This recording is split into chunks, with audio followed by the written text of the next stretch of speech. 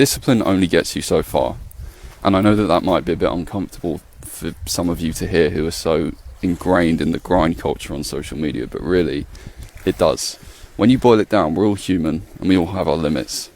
And as much as discipline can work, and it does, in fact, I used it to build a lot of what I have now, it really does have a limit.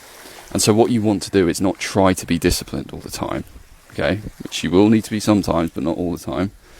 Not to be motivated instead, but really what you need to do is build systems so that your discipline can be as easy as possible. And I know that that sounds counterintuitive, and it's like, well, the whole point of discipline is it's supposed to be hard and it's supposed to not be something that I want to do and I just show up and do it anyway. Yeah, but why would you not make showing up and doing it anyway as easy as possible?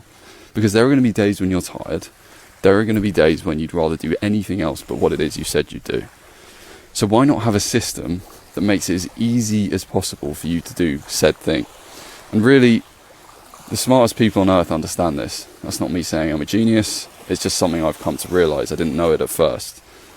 But if you look at anyone pretty successful, they're not necessarily harder working. Okay, they probably were in the beginning.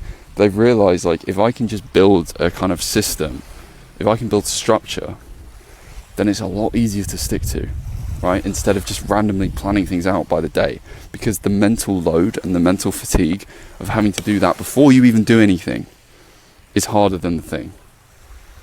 And that is a huge realization. Let me give you an example.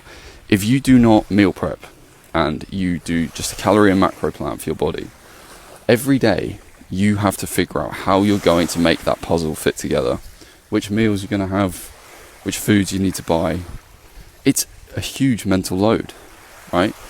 And that is a huge reason that people don't stick to their calories and macros and don't ultimately see any results, because it's the biggest lever in the process, because they just leave it to chance every day. They're like, I don't know what I'm going to eat, let's just see if we can make this work.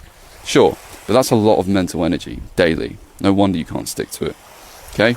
With the gym, I go in there and just do whatever I feel like. Okay, not only does that not work, but again, you have to decide every day what you're going to do.